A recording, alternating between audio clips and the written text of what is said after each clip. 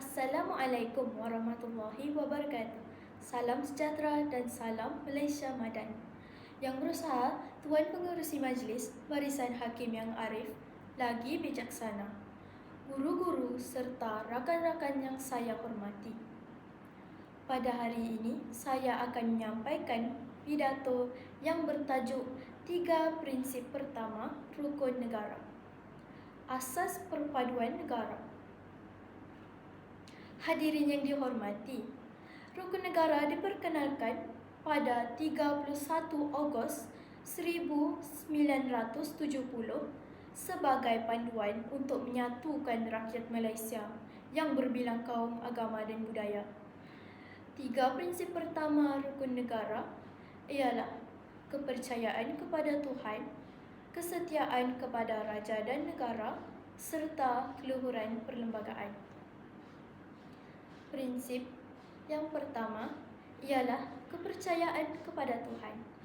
Prinsip ini mengajar kita supaya mempercayai dan menyembah kepada Tuhan mengikut agama serta kepercayaan masing-masing.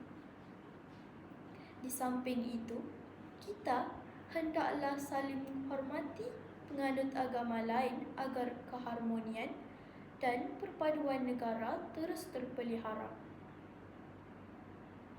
Prinsip yang kedua ialah kesetiaan kepada raja dan negara. Sebagai rakyat Malaysia, kita wajib taat setia kepada Yang di-Pertuan Agong, Raja, Melayu dan negara.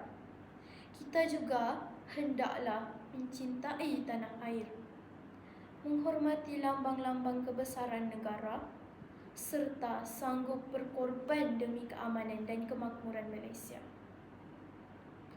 Prinsip yang ketiga ialah keluhuran perlembagaan.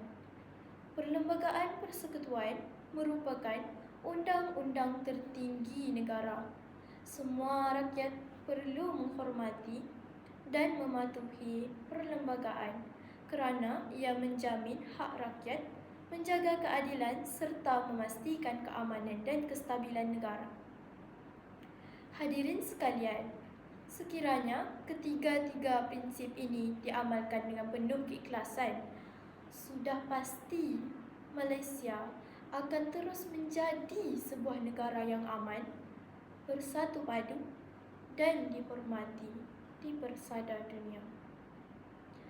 Marilah kita bersama-sama menghayati serta mengamalkan rukun negara dalam kehidupan seharian demi masa depan negara yang lebih cemerlang.